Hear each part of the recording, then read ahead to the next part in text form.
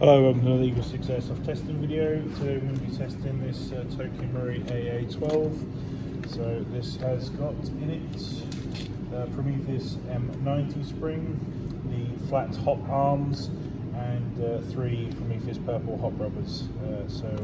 They're relatively basic upgrades on this one.